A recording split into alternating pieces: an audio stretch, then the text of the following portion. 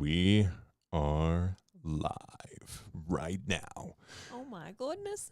All the things Star Wars. Welcome and hello there. Oh, there's me. Hello there. Welcome to Star Wars Uplink and to the Tuesday night live stream reaction overview of Ahsoka. Yes. Dude, Oh my gosh. they did it. Woo. Hey, welcome, John. How are you doing? Welcome back. Good to see you again. Glad you are joining us once more. They cooked. Are you? I don't know if you're familiar with this term. Are you not familiar with this term? No. Okay. Yeah. So there's the term of like This guy was getting a kick out of Yeah, this I was having thumbnail, such and a I'm blast like, with the okay. thumbnail I made. Cool. It's a Gen Z term. Okay. Yeah. Educate me. Yeah, it's a Gen Z term, just meaning like they gave him the time, they let him cook, you know? Yeah. Yeah.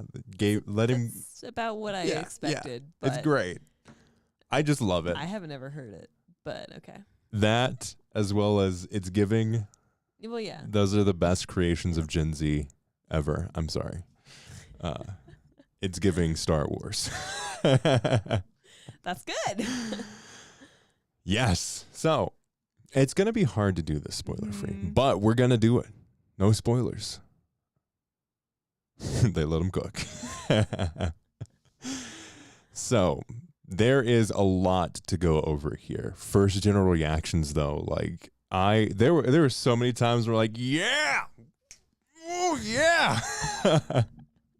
I got emotional in this one. Yeah. Yeah. At the end, I'm like, Mhm. I don't know if that's just because I'm really tired or if I mean, I think it's a lot of things, but it was really good. Yeah, there were so many different pieces in this one. I said this after we finished the episode, but I was like, there were like freaking 3 episodes in that one episode. Mm-hmm. Because you have the arc with Ahsoka in the World Between Worlds, and you have the arc with Hera, Mm-hmm. and then you also have the arc with like the New Republic. Hmm. And there are these 3 pieces that are going on all throughout this episode. And they really are just coming into this position of cementing Ahsoka as a character that we want to root for. Mm-hmm. I still think, Mm-hmm. I don't know if it did a really good job with it. I feel like it was too rushed. Like there wasn't enough. I felt like they were saying a lot of things, but I didn't feel like the satisfying, like, yeah, now it feels like she deserves this change. You know? Yeah. It wasn't there's Dave Filoni loves the Ahsoka, the white, Gandalf the white type character. Exactly, John. Mm-hmm. It is very much the idea of she's fallen off with the Lord of the Rings. It's been a while.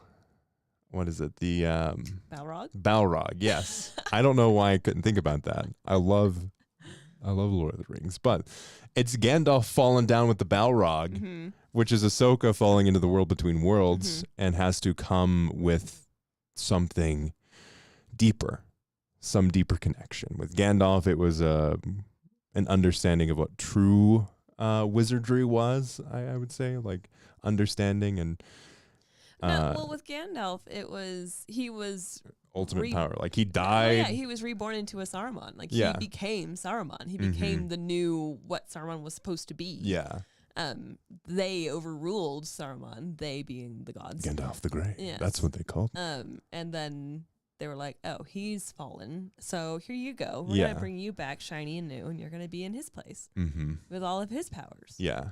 And I feel like that was the allegory Mm-hmm. that Dave Filoni wanted to tell with this episode of Ahsoka going into the World Between Worlds, having died, Mm-hmm. and then coming in again. Yeah, this was her rebirth Mm-hmm. episode Yeah. for sure. What did you think? Did you think it was enough? No, Yeah. no, it wasn't. The weird thing about Ahsoka and its pacing is like they just leave a whole lot of time Mm-hmm. to just have time. It's true. This episode's probably the one that's felt the most like We could be saying more. Uh-huh. Let's keep it going. There could be more here. Yeah. It felt very awkward. Like, we want this to be a 51-minute episode. And they're like, we're just going to let you bask in this 51 minutes. You know? Yeah. It's like it felt like okay, we're going to move. Like, I feel like more needs to be said. But at the same time, enough is being said. Yeah. But I don't think everyone's going to get this. Like, I feel like watching it, it was, even I was kind of like, are they saying what I think they're trying to say? Okay. We get the gist of it? Yeah. Yeah, it wasn't clear, but it wasn't unclear. Yeah. Yeah. That's Dave Filoni, man. Yeah. Because this was an episode directed by Dave Filoni, who is still a very green director, and a very different director because he is so animated based. He is someone who will script out and previs an entire episode before it's filmed kind of director. Sure. And I feel like that's where it comes from. You think so? Yeah, it's this difference in going from having all of the time in the world before and having really stretched out directing positions in animation. Because when you're directing an episode of animation, it's going to happen over the course of weeks, if not months. And you're going to go through these different phases that you you don't go through when you look at live action. That's at least my take on it. Okay. Yeah. And I think that's why you can very clearly tell when Dave Filoni's directing an episode of Ahsoka, because it has this very specific feel to it. It's a very specific flavor. Yep. When you look at it compared to like last episode, chef's kiss, perfectly timed, perfectly paced, and perfectly building. Like it wasn't anything there wasn't anything there that didn't need to be there, and there was no gaps that weren't intended to be there. I feel like he was kind of like, I'm gonna be a little moody here. Yeah. Yeah, there was definitely a lot of, well, whenever you see the world between worlds, it's a moody place. Like there's a lot that could happen. Yeah. Like, it's just, I feel like he's so proud of himself with the world between worlds. Yeah, very atmospheric, very much like, yeah. You always knew where you were, sort of thing. And Jean says, and he's also a story builder. That's what he learned from the Clone Wars and what he's done in Rebels. And I feel like every time we see Dave Filoni do a direct episode, I was getting some big Clone Wars Rebel vibes from this. Big time. Oh, yeah. Yeah. Good gosh, yeah. Less though than the setting. If you watch the episode, you know what I'm talking about. Yeah. But even like just the flow of things, it felt very much like it felt like late Clone Wars. It felt like Clone Wars season 7, 8, or 9. Yeah. Like that level of like fine-tuned Clone Wars style, you know? Oh, yeah. Just in the flow of the content and how everything felt. Costumes. That's all I'm going to say. Yes. Yeah. So good. Yeah, man. So yeah, little hazy, little you could tell a lot of this was on the volume. Yeah. Every time I see, it's so clear.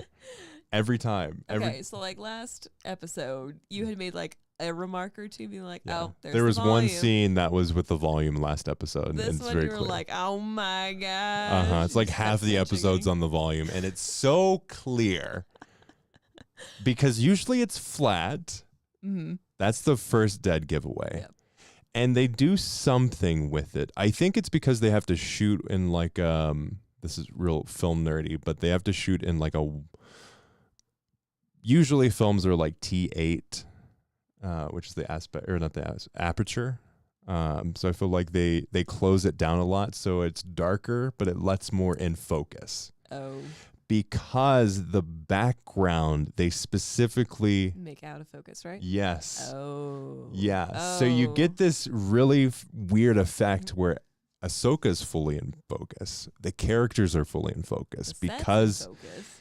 yes, and they've got a lot of light Yeah. there. But the backgrounds, it's like in video games. If you go to like Starfield's a good example of this because Starfield does they do a fake bokeh around the character. The character is all in focus. The background's out of focus. That's the dead giveaway. I'm sorry if you've never noticed this before, but now you're going to notice it on every single time that there is a volume shot. That's one of the dead giveaways of it. Alongside with them still not understanding how to dress a set for the volume. Like there isn't that terrain usually there. Yeah. It's usually flat. Yeah. I think it works though in this episode specifically, just because it is the world between worlds, and it's just kind of like, ooh, it's not meant to feel like we're actually in a place. We were just meant to feel like, this is an experience sort of thing. Yeah, it's supposed to be almost like a little like psychedelic trip kind of thing. Yeah. Things are the same but different. Yeah. John says, it is like we can predict things, but he always comes up with something that we couldn't. And this is where he somehow is better than others in the Star Wars universe. I feel like he is one of the best writers that we've had on a Star Wars project other than Tony Gilroy. Yeah. Tony Gilroy is just, he's like God tier when it comes to writing. Like he is very, very well versed in it. He knows the structure. He knows how to tell a good story. And I feel like the level of storytelling that Dave Filoni is doing is some of the best in the Star Wars universe. Because he has that long history with the Clone Wars and Rebels and Rise of the Resistance or whatever that like cel-shaded animation thing before The Force Awakens was. And I feel like he is bringing this level of legacy into it. And it's not classic legacy like we've seen other directors try to bring in. It's modern, pre-Disney legacy. What do you mean by that? I mean, like specifically the Clone Wars era, because the Clone Wars was pre-Disney buying. Rebels was Disney. But you're bringing that depth of that history into it that is very, very different from what we see other directors or writers. Because I think Jon Favreau his strength has never been writing. If you look back on some of the things, Iron Man he directed, but a lot of Iron Man was by the seat of the pants kind of thing. Like that was the kind of production. Elf, very similar. The Jungle Book was already there, so he didn't have to write it. He has this. He's very good with specific things. He's very good with like setting things up, but I don't feel like he's the broad vision guy. Yeah, I would say Tony Gilroy knows the message he wants to say and knows the story he's gonna like use to tell it. And Jon Favreau's Mando. Right. Dave Filoni is Ahsoka. I always get them mixed up. Dave Filoni knows the story he wants to tell, and he's going to tell it well. So yeah, it's good to see, and he does have that history behind him, and we're really seeing that, and it's really nice. It's really refreshing. Yeah, it's so nice to see. What did you think of this episode with all of the others behind it? Because I think I think there are 8 episodes total for the show, so we've got 3 left. Oh boy. Thereabouts. I think it's 3 left. I think I would have liked to see, just with how much we've seen so far and the pacing that we've gotten so far, I think I would have liked to see more of Ahsoka coming into this. Like, yes, you're reborn back into the world after this world between worlds, but I don't want you just to assume your white mantle now. Like, you're not ready. You haven't faced anything. You haven't cooked. Are you sure you're good? Yeah. I'm not sure you're good. Like, what's going on here? Like, I think that's my only thing. It's like, for how much we've seen her not be true to what she could become. Yeah, it seems like a very like flip of a light switch kind of conversion there. And yeah, I'm not even sure what the light switch really is. But I feel like that's pretty indicative of like, it's not normal for a TV show or a movie, but I feel like sometimes in real life, that's kind of how it works. Like, you just kind of have this moment where something changes, and it does feel like this, I don't know, walking on sunshine kind of moment. Like, there are some moments that happen that like deeply affect your life that change everything very quickly. Usually we don't see that for the good. It's usually like a negative thing happening, or like a house burned down, and then that changes your life very drastically. Tolkien has the term that he's coined called eucatastrophe, which is we never doubt bad things happening out of the blue. And he coined the term eucatastrophe, meaning it's very good things happening out of the blue without prompting. So you're saying that's what I feel like this is kind of a bit of that. Yeah. Because again, I definitely think Dave Filoni's going to J.R.R. Tolkien and looking at let's see what's going on here. Yeah, it feels like Ahsoka did a Galadriel moment and had her ring test, and I was like, I'm good. I did it. I'm fine. I can go to the Grey Havens now. All right. But in a way, it's good because now she's like, I know what I'm doing. I know who I am. I know what I can resist, or something, I guess. I don't know. Yeah. If that was what it was, I don't know. I feel like we didn't get a good resolution of how she felt about Sabine. Yeah, and I think that's still going to be answered. That's because, dude, I think this episode really solidifies how much how much I have a distaste for 8-episode long series now. Oh, I'm tired of 8-episode long series. Like you need more. I need more. Yeah. That one of the many reasons I love Andor is the fact that it had 12 episodes. On top of the incredible writing, directing, all the stuff that I love. It had 12 episodes and was able to tell a very well-paced, very well laid out story across 12 episodes. It never felt like we were going to something quickly because we only have 3 episodes left. And that's what this episode kind of felt like. It felt like, oh crap, we only have 3 episodes left and Thrawn is he needs to be here soon. We put him in the trailer. Probably. Yeah. And like I said before we did anything, before Ahsoka came out, I was like, if you think that Thrawn is the bad guy of this show, you're going to be very disappointed. Thrawn is not the villain in this show. It's Balin, if anyone. You mean in this season? This season. Yeah. Yeah. Because I think this is going to be a multiple season thing. I don't think it has to be. They're going to have a whole potential war in 3 more episodes? I don't think so. Yeah. I don't think so. Or maybe it ties into Mando in some way. Maybe that's why they're thinking Mando season 4 would be a movie. Yeah. I don't like it. Because then, because I think Ahsoka in Dave Filoni's hands works so well, and Ahsoka in Jon Favreau plus Dave Filoni's hands, it felt weird. It did. It felt very. It felt forced. Yeah, and I don't know why I feel that way, but that's how I feel. Yeah, it felt like there was Dave Filoni's over here with his I'm puppet gonna strings benefit being from like, this later. I think I have a bigger story over here, and then Jon Favreau was just like, yeah, but I got this giant story, so just throw her in there and we'll be fine. It's like, no, there's more going on with that character, and it just wasn't. It was really awkward. It was an awkward pairing. Yeah, but I think it could eventually work. It could work.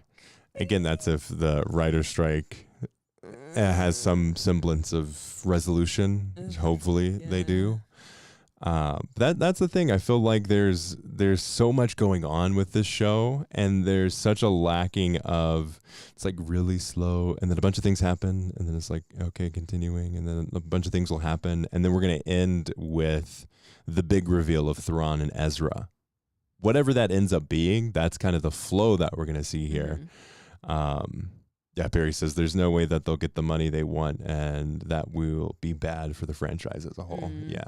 And it also comes out of nowhere. As we saw with Mando Season 3, nobody watches all the Star Wars. Yep. Nobody watched Book of Boba Fett that watched Season 3 of Mando. It's people that like Mando. They don't like Book of Boba Fett as well. Yeah. A lot of the times, I've talked to people that are like, I love The Mandalorian. It's my favorite show. I'm like, oh, have you seen Book of Boba Fett? And they're like, nope. Yeah, I didn't really find an interest to it. Do I need to see it? I'm like, yeah, you need to see it, unfortunately. I'm like, have you seen Andor? Nope, I haven't seen Andor either. Like, what? Even today, like, we were doing an event, and one of the guys that was there, he was like, hey, I love Mandalorian. I'm on the rewatch. I'm now watching Book of Boba Fett. I'm like, have you seen Andor or anything like that? He's like, nope. Interesting. Yeah, very exactly. Also, people are going into it without seeing the shows and will be confused. That's going to be the biggest struggle with the Dave Filoni movie. That's going to be Heir to the Empire. Oh, gosh. Could you imagine all of these pieces leading up to a movie?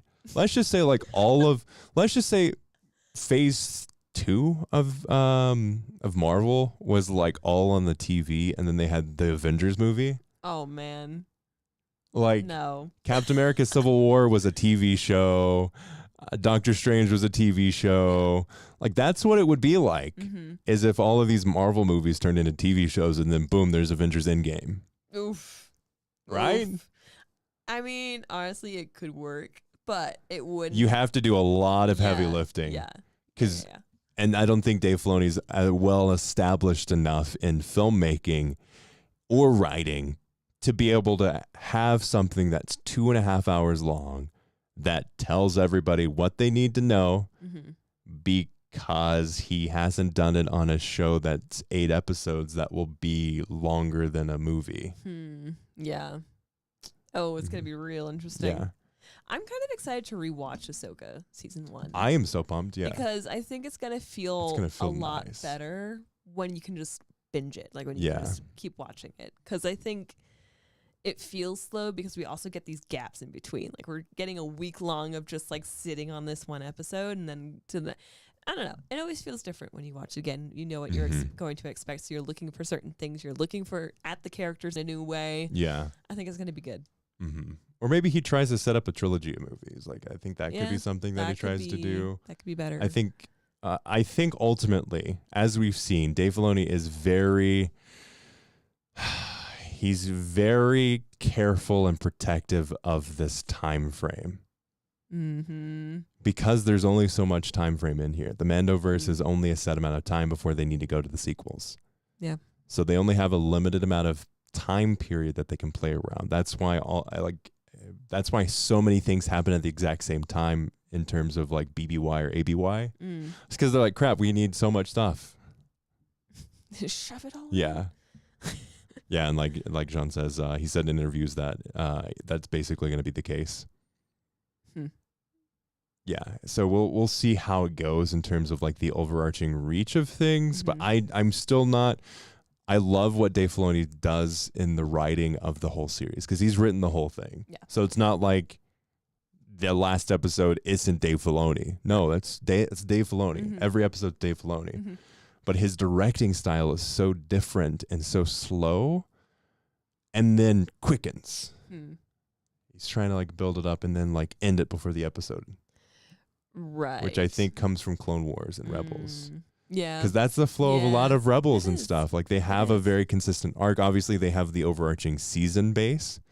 But like within an episode, you can watch it and it's like, okay, boom, boom, boom, boom, boom. Okay, something happens and let's close it out before the episode. Yeah. Yeah. It's a way to like keep you coming back. Yeah. You know? Yeah. Very good for TV shows. Incredible. I think he's done a very good job there. But will he do that well in a live action movie? I think is going to be the very fascinating thing. And that's what's so exciting about the show is one of the reasons is he's able to test these things out on a smaller screen.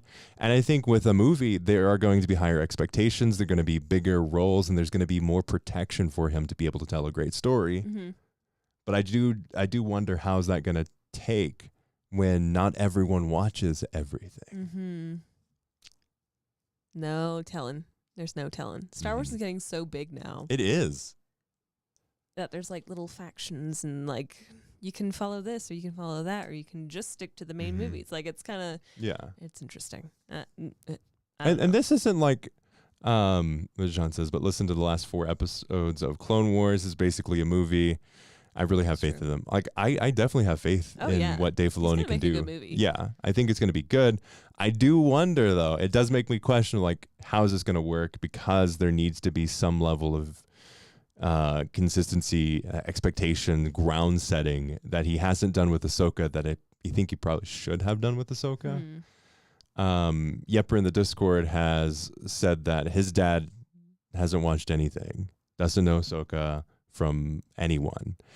And he's been really enjoying the episode, but has asked him many questions on who that is, what's this going, why should I care kind of thing. Yeah. And Yepper has gone to have that discussion with him on like what's going on. Yeah. Huh. It's interesting. Yeah. It's a different kind of storytelling. Yep. It's interesting to hear that other side, because we've been wanting to know like what are people actually feeling when they watch this and don't have any clue who this person is. So that's fascinating. Yeah. Fascinating that they're like, wait, I think there's more to this character than just them popping on the screen. Like there's obviously history here.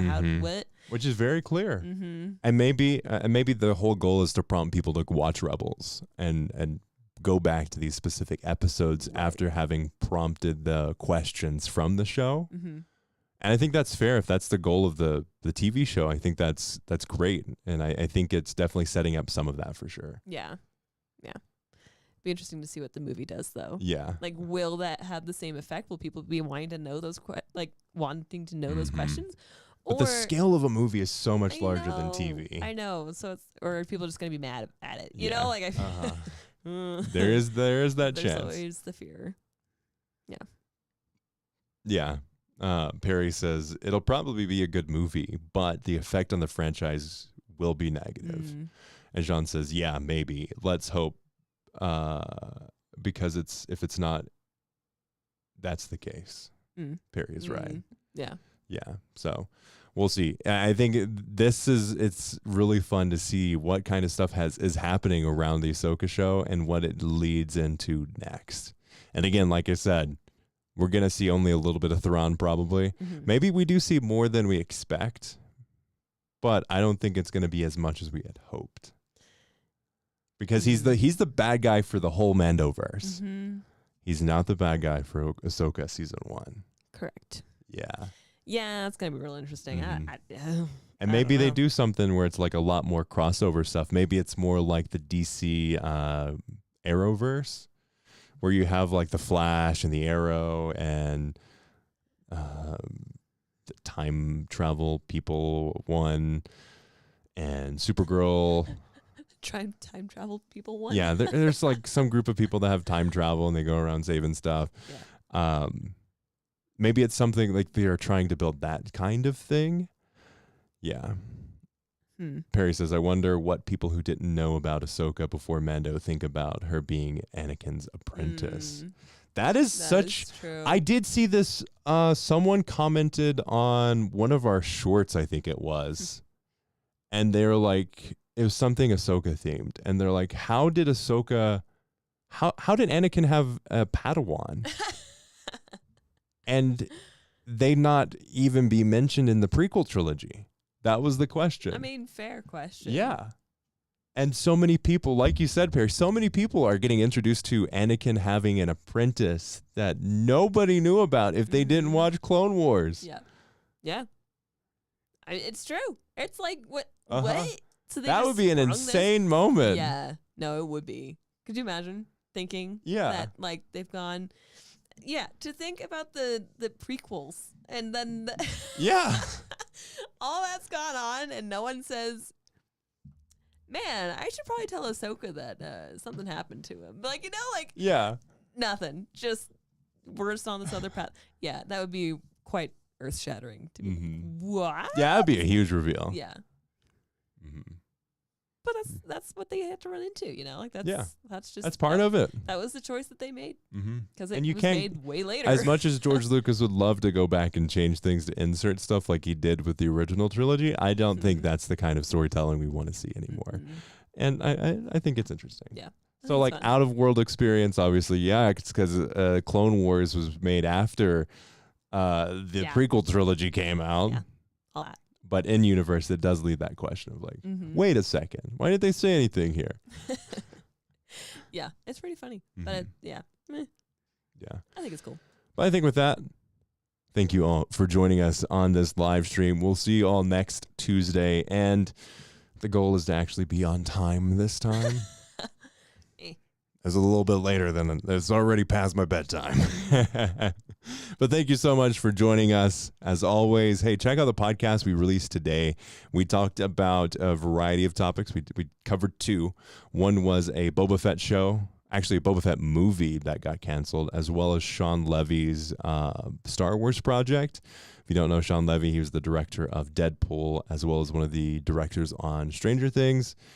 A while ago, he announced a project, and we're hearing a little bit more on it. So that's what we talked about in the episode of the podcast.